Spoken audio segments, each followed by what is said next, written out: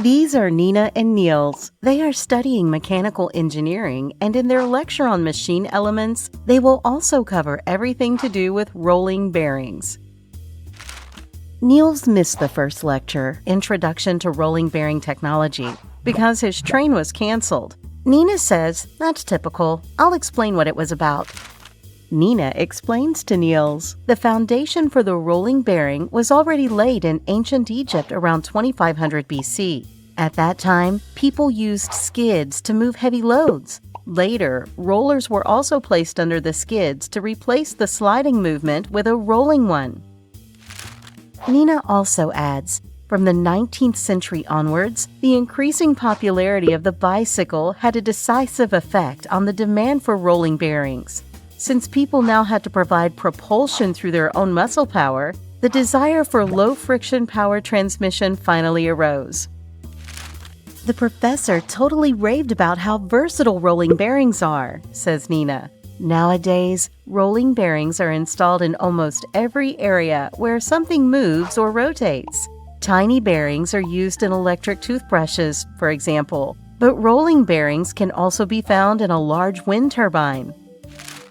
Bearings usually consist of four main components: an inner ring, an outer ring, the rolling elements, and a cage. This design allows a movable connection between a housing and an axle or shaft on which the bearings are mounted. The connection allows load to be transmitted and friction to be kept as low as possible. In addition, bearings still absorb axial and/or radial forces during this process. The rolling elements roll between the inner and outer ring, which enables the bearings to rotate. The cage keeps the distance between the rolling elements constant. Rolling elements come in two different designs, one in ball form and the other in roller form. The different bearing types are then referred to as ball or roller bearings. The two bearing types differ in the contact between the rolling elements and the raceway surface.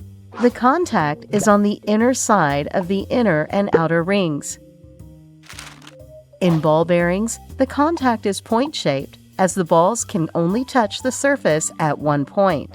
In roller bearings, this contact is in the form of a line.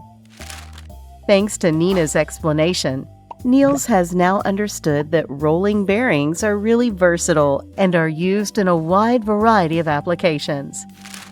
If you find rolling bearings just as exciting as Nina and Niels, we recommend you take a closer look at the articles here on Bearing Wizard.